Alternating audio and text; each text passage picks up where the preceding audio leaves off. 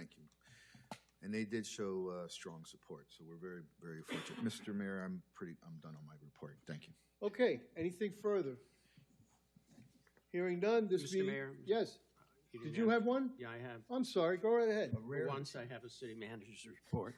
I received communication from the superintendent of schools, Broward County, regarding the under-enrolled schools that we have in Pembroke Pines. They indicated there will be a public hearing on September 29th at Flanagan High School to allow the parents to have input because on that list, there were a significant number of schools in Pembroke Pines that are under-enrolled. One of the things the superintendent has mentioned to me, and I think he's addressing all cities that way, are there any opportunities for any kind of sharing of spaces for other uses for the city? The one item that came up, and the superintendent asked me to bring it forward to the commission as to what your thoughts might be.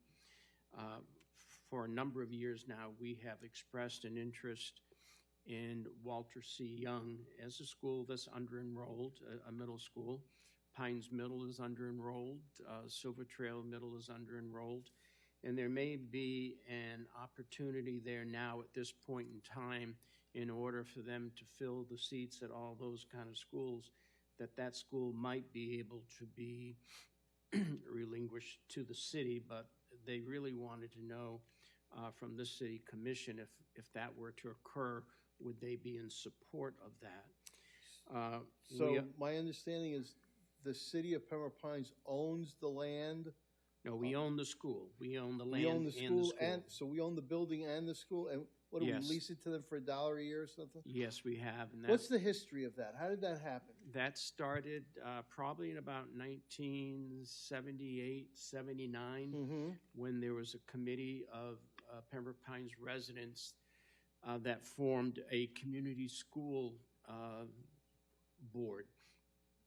And that came about actually through Representative Walter Young in providing a school that could be used both as a school, a community school, adult education, recreational program.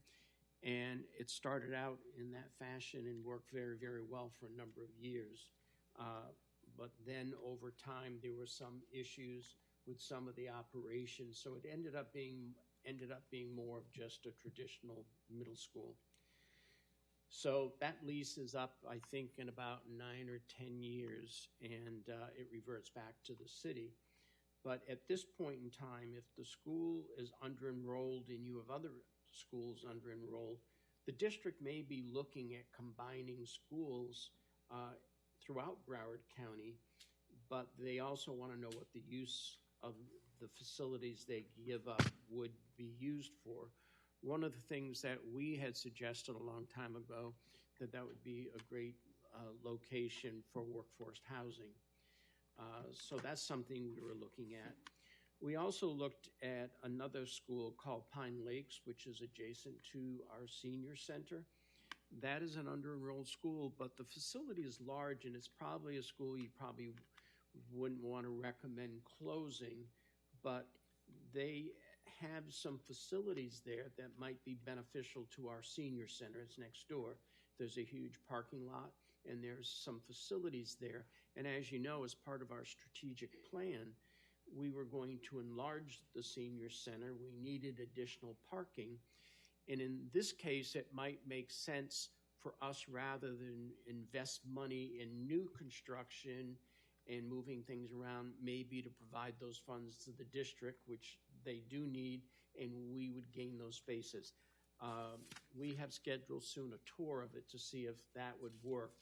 But those are some of the ideas that I think the district is looking at district-wide among all cities, if there can be some ways that we work together. So I just wanted your thoughts on those two items that we came up with at this time as to how you feel about that, because they wanted us to share that back with them. The superintendent did not want to not promote, but to share that with his board unless he knew the city commission was serious about looking at some of these issues. I'm happy to start that conversation. I think it's very, very unfortunate that any of these public schools, which are near and dear to families in our city, should have to close. But the school board, having made this plain just on the fact that they have under-enrolled schools, some schools are going to have to close, and I think it really is their judgment which ones do. I can absolutely see the common sense of returning to the city land that it owns. I can see the common sense of that. Because in the fullness of time, and trust me, 9 years go by very, very fast, when it comes time to renew a lease with the school board for the use of that land, we're going to have to charge the market value, because otherwise we're going to be exposed to an IG complaint or something along these lines. We can't continue to be subsidizing other units of government when, in fact, there are others who would be more than willing to pay market value. That's going to make that or sell it to them, assuming they're in the financial position to buy it. That's many, many, many million, hundreds of millions of dollars worth of land. So I really think that if something has to happen, they should take into account, do they own the land, so that they can control what the future of that use is going to be. Obviously, if there's more than one school and that unfortunately needs to close, and the synergy of location of one works better for the community than another, they should work with that. But I think that consideration is secondary to what the needs of the children are and what the needs of the families are. And in particular, I think there are several schools that are affected in eastern part of Pembroke Pines. I'm as concerned about them as I am in the western part of Pembroke Pines. Under several scenarios, the western part of Pembroke Pines would lose a middle school altogether. That can't be allowed to happen. There must be middle schools in every part of the city, or it just doesn't work. So I would encourage you to meet with them and to talk about,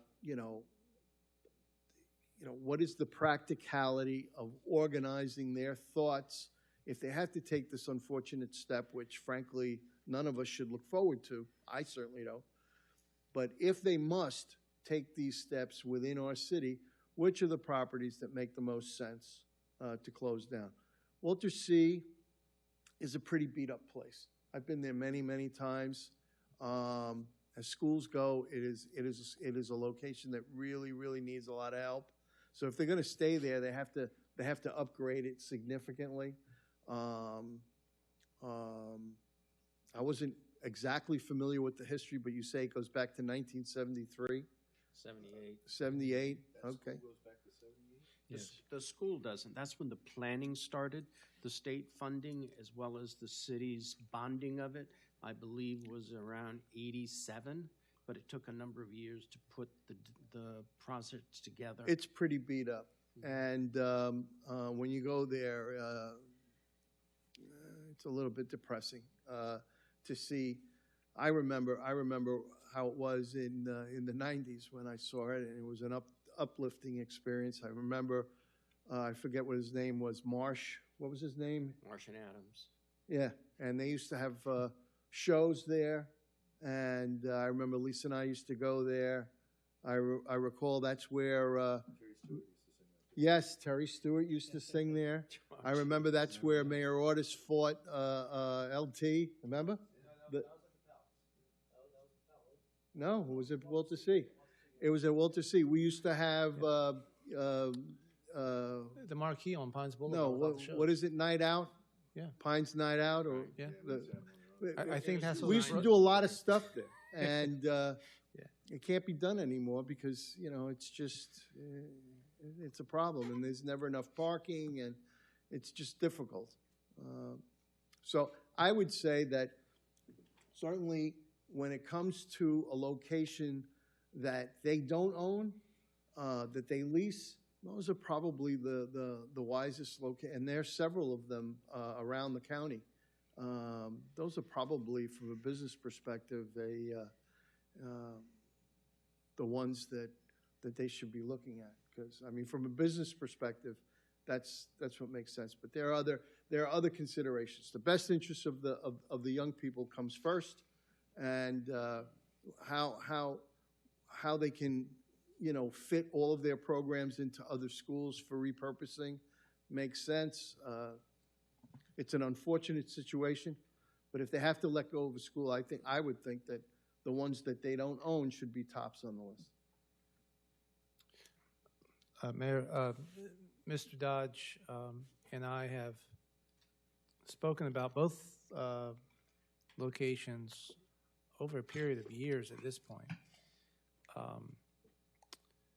Pines Lakes, if you recall, Commission, or Mayor,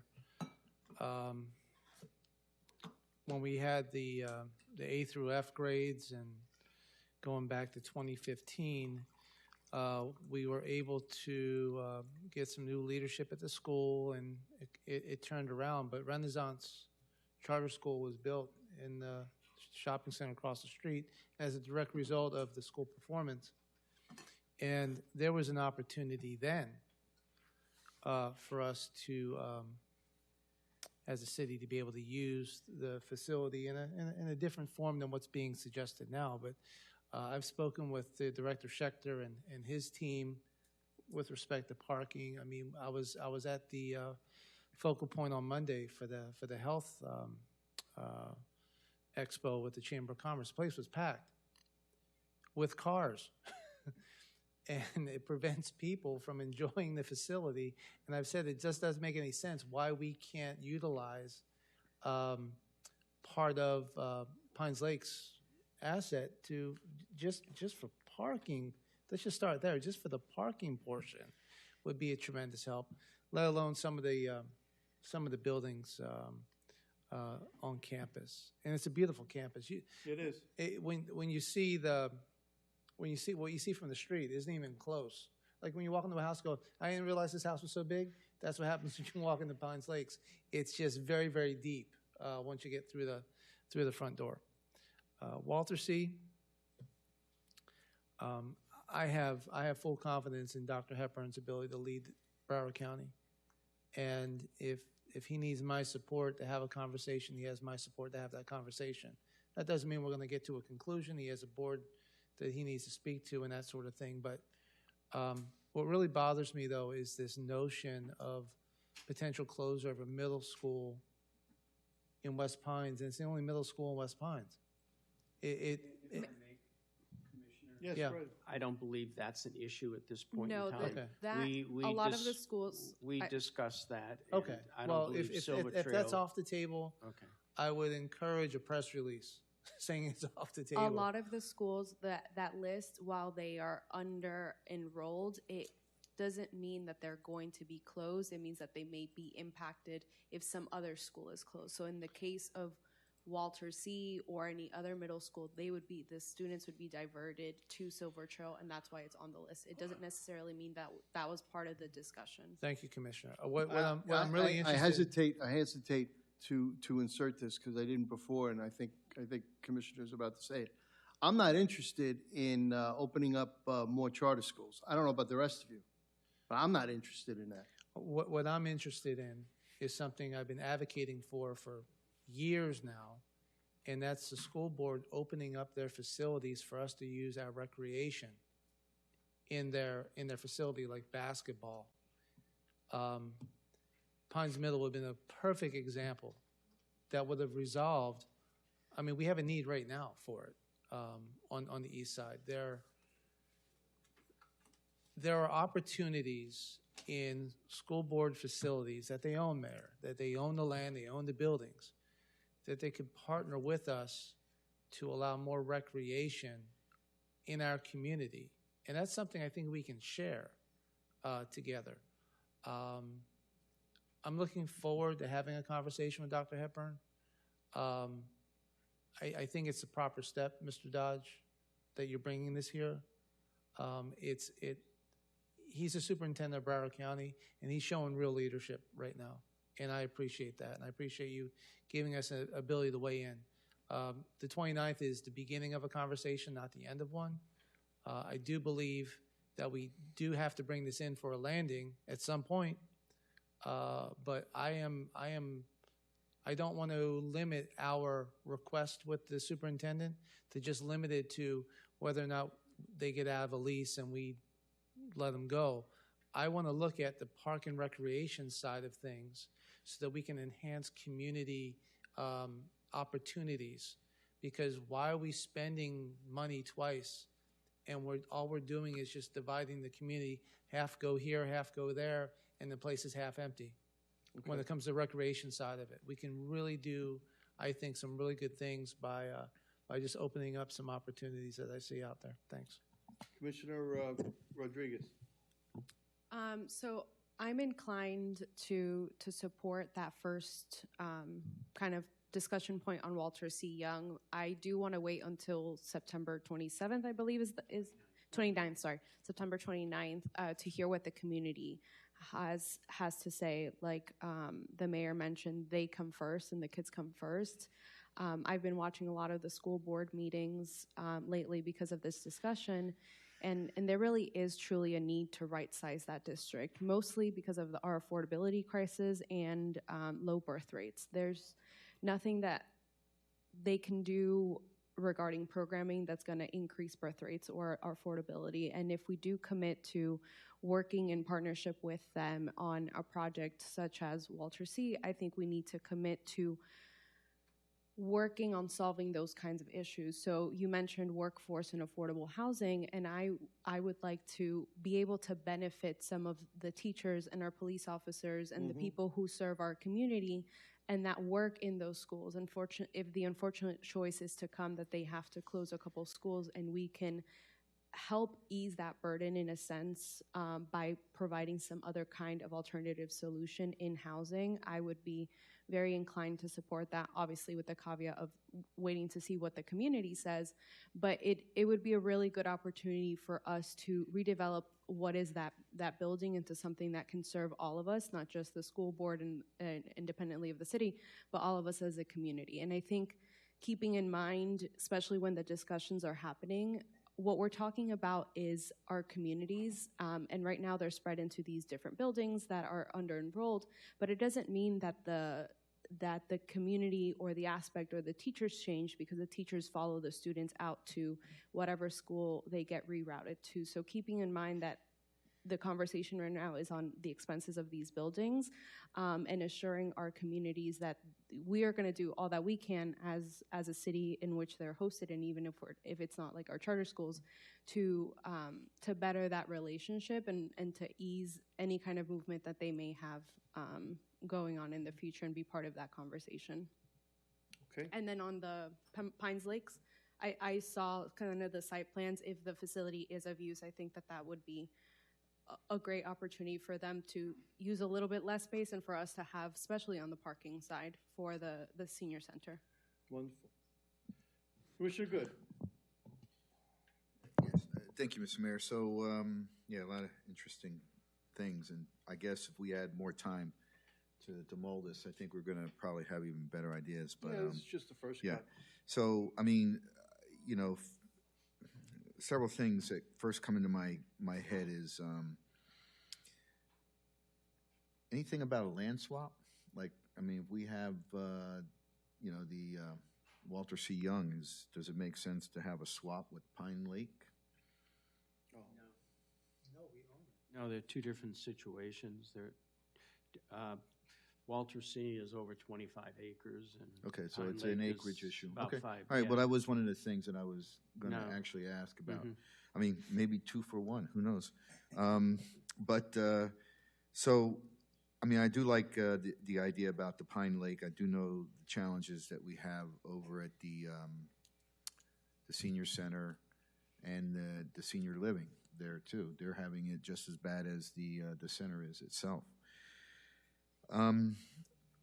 And then I also start thinking about, well, gee whiz, what a great opportunity. You know, Commissioner Schwartz, you know, made reference about recreational activities, you know, primarily here on the east side. And on the west side, there are some really great recreational activities, particularly because we partner with the YMCA. And that brings, it's a great asset for the folks that live, you know, within that proximity of that facility. And this might be an opportunity to create a YMCA type of a facility here as well, too. Maybe not the YMCA, I mean, but it could be anything, any other agency or group that is capable of performing that kind of service. Mm-hmm. But I think, and it's really desperately needed here on the east side. I'm just going to tell you right now, we need those kind of activities, and so this is an interesting opportunity to explore that as well. And then too, I'm just going to say it when we talk about you know, workforce housing, I still am more focused on the affordability of housing, not workforce housing. You know, there are a number of young adults that don't even make the income that a workforce housing income makes, and they still are not going to be able to afford it. So there might be opportunities to look at young professionals that are not necessary, that are in the affordable range as opposed to the workforce range. You know, and maybe those are conversations we can have going forward. But I will tell you, and I'm making the statement now, workforce housing is great. I think we've already got plenty of them. I think we need to focus on the affordability of housing and focus on young professionals, because even teachers can't afford workforce housing living. So, Vice Mayor? In addition, I appreciate what you mentioned, Mr. Manager, and it's encouraging that the superintendent reached out to you. I also plan on attending on the 29th. I had spoken with our school board member for my area, Rebecca Thompson, who had personally asked me. I'm sure she asked Commissioner Rodriguez to also attend. So unless circumstances change, I will be there. I did want to comment. I've been discussing with her on about several schools in the areas that Commissioner Rodriguez and I represent out west. Highly unlikely that Silver Trail Middle will be impacted. It is, of course, on the map or on a list, and that is because of, I don't want to repeat what Commissioner Rodriguez said, impacts to other area schools may impact Silver Trail. Silver Trail's at 82% capacity, though. It's not at 60 or 50 like we've had in other areas. It's at 82% capacity. I know that. I take a special interest, full disclosure. My son attends there, so I care very much for that school. But I do believe that the conversation with Walter C. Young, you and I, manager, have spoken about it in our various conversations in your office about different issues.